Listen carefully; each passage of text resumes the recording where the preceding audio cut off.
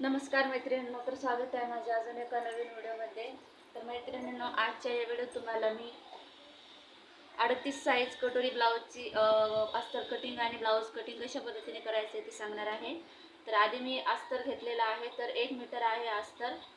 फुल बाया आहे त्याच्यामुळे 1 मीटर लागतो अस्तर. त्याच्यासाठी मी 1 मीटर कपडा घेतलेला आहे. तर बंद बाजू माझ्या साईडला आहे आणि खुली बाजू समोर आहे. तर इथे मी आता कपड्याला डबल फोल्ड करून घेणार आहे. तर अशा पद्धतीने म्हणजे पाठीमागील भाग आणि समोरील भाग एकदाच कटिंग करून होतील अशा पद्धतीने. तर मी अशा पद्धतीने आता डबल फोल्ड केलेला आहे. तर आता बघते इथे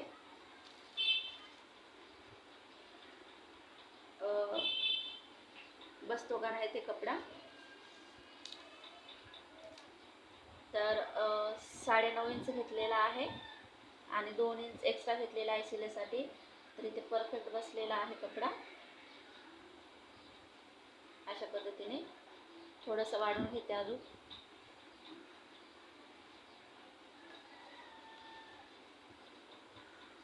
तर इथे ब्लाऊजची उंची आहे 14 इंच. त्याच्यामध्ये 1 इंच प्लस केला शिलाई मार्जिनसाठी.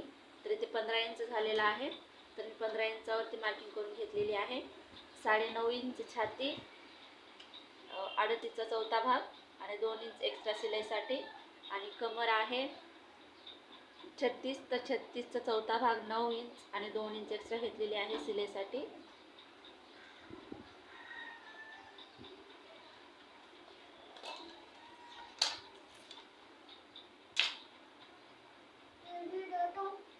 तर इथे मी कटोरीसाठी पाव इंच वाढून क्रॉस पट्टीसाठी मी पाव इंच वाढून घेतलेला आहे, कपडा कमी पडू नये त्यासाठी. तर पाठीमागील भागासाठी कटिंग करून घ्यायचा आहे. पाव इंच वाढवलेला आहे तो. तर अशा पद्धतीने पाव इंच वाढून घेतलेला आहे.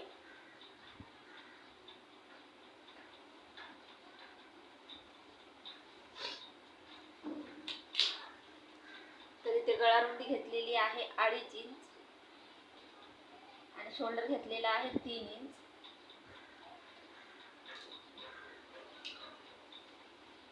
तर इथे मी आता मुंडा काढत आहे ब्लाऊजवरून. तर ब्लाऊजचा साईड पार्ट जो कमरेचा भाग असतो तो घेतलेला आहे बाही शिलेपर्यंत. आणि इथे 1 इंच वाढून घेतलेला आहे. जसं आपण मार्जिनसाठी 1 इंच वाढवतो तशाच पद्धतीने वाढवून घ्यायचा आहे. तर इथे मी आता वरच्या साईडचा मुंडा मोजून शोल्डर मोजून घेत आहे 6 इंच आणि खालच्या साईडने पण तेवढाच घेतलेला आहे म्हणजे परफेक्ट मार्किंग येण्यासाठी. तर आता मार्किंग करून घेत आहे. तर मैत्रिणींनो, खूप सोप्या पद्धतीने मी तुम्हाला सांगणार आहे. व्हिडिओ आवडला असेल तर शेवटपर्यंत बघा. तर इथे मी पाठीमागील मुंड्याचा आकार देत आहे 1.5 इंचावरती आणि समोरील मुंड्याचा आकार देत आहे 1 इंचावरती अशा पद्धतीने. तर मुंड्याचा आकार देऊन घेत आहे अशा पद्धतीने.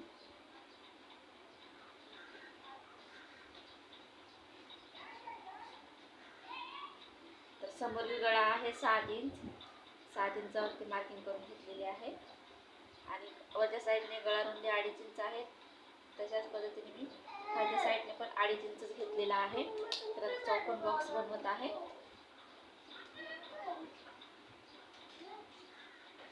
आणि गोल गळ्याचा शेप देत आहे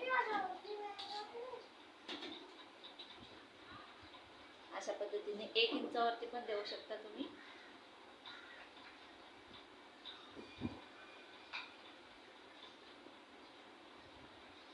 अशा पद्धतीने गोल गळ्याचा शेप दिलेला आहे. तर आता मी क्रॉस पट्टीसाठी जिथून वाढवून घेतलेला आहे तिथून 3.5 इंच मार्किंग केलेली आहे आणि इथून 3 इंच वरच्या साईडनी आता क्रॉस पट्टीचा शेप देऊन घेत आहे अशा पद्धतीने. हलकासा थोडासा शेप देऊन घ्यायचा आहे, जास्त नाही. आणि कटोरी आहे इथे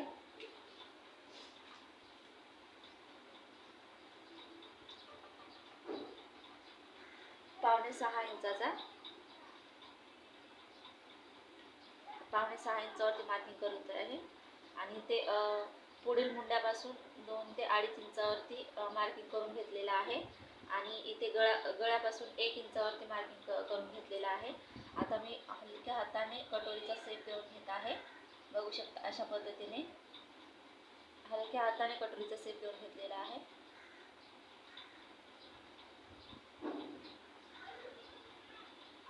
अशा पद्धतीने तुम्ही एकदा कटोरीचा शेप देऊन बघा. खूप व्यवस्थित बसेल तुमचं कटोरी, बिघडणार नाही किंवा चपटी होणार नाही. तरी ते समोरील भाग आणि पाठीमागील भागाची कटिंग झालेली आहे. तर आता मी मार्किंग झालेली आहे, तर आता कटिंग करून घेत आहे.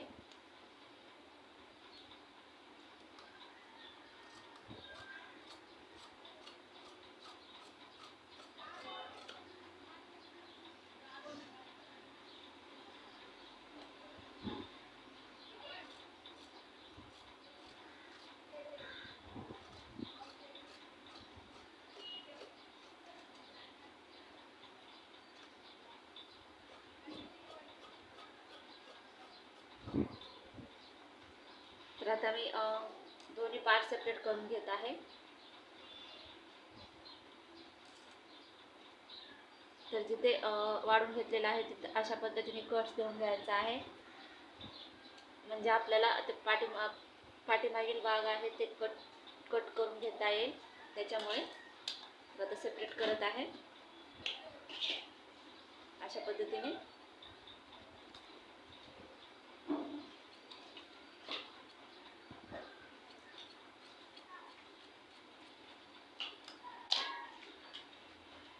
सेपरेट केलेला आहे. हा झाला पाठीमागील भाग आणि जो मार्किंग करून घेतलेला आहे तो समोरील भाग.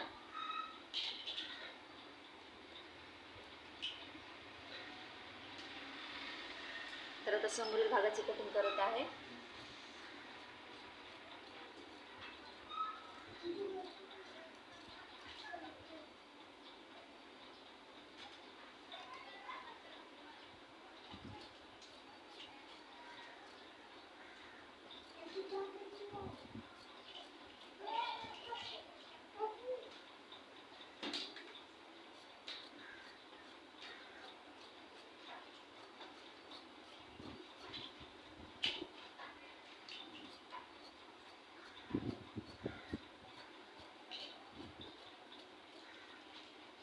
तर इथे समोरील भागाची कटिंग झालेली आहे. तर आता मी बाहेर कट करण्यासाठी पाठीमागील गुंडा मोजून घेत आहे.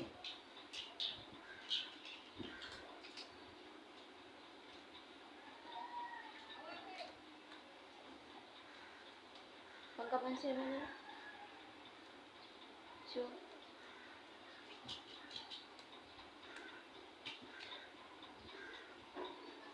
तर बाहेर कट करण्यासाठी इथे मी पाठीमागील मुंडा मोजून घेत आहे.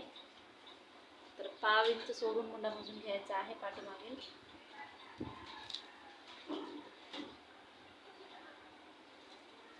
तर 5 इंच सोडून मुंडा मोजून घेतलेला आहे. तर मुंडा आलेला आहे 10.5 इंच.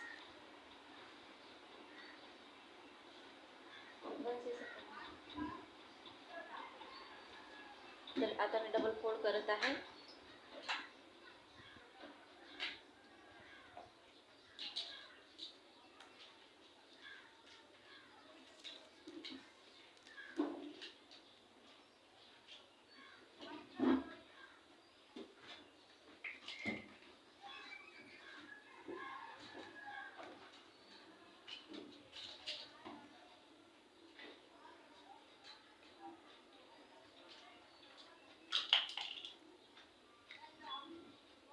तर इथे मी 9.5 इंच उंची घेतलेली आहे.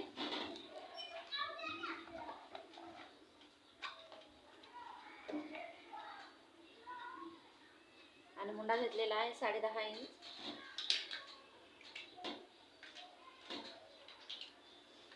तर आता मी बॉक्स बनवून घेत आहे.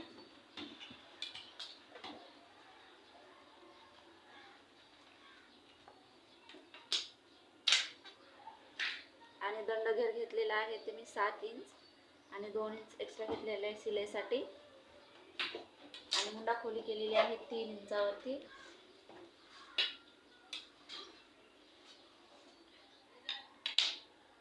अशा पद्धतीने मी शेप देऊन घेत आहे बाहीचा. इथे बाही सुद्धा तयार आहे. तर मैत्रिणींनो,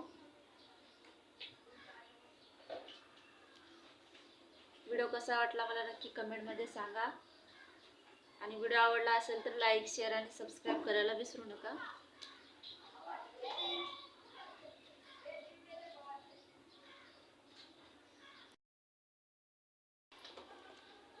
तर आता मी कटोरी वाढून दाखवत आहे तुम्हाला. तयार कटोरी कपड्यावरती जशाच तसे मी ठेवून घेतलेलं आहे.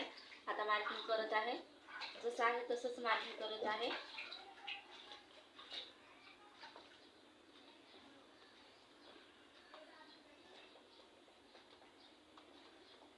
तर इथे मार्किंग करून झालेलं आहे.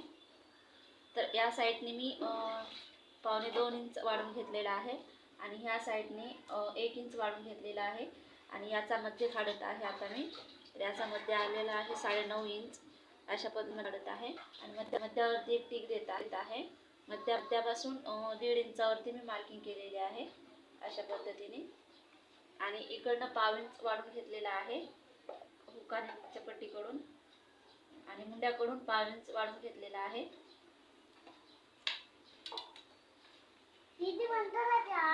आणि इकडच्या साईडनं आपल्याला कपडा कमी पडू नये त्याच्यासाठी मी इथे अर्धा इंच वाढून घेतलेला आहे. जॉईंट करताना कपडा कमी पडू नये याच्यासाठी अशा पद्धतीने जॉईंट करून घेत आहे आता.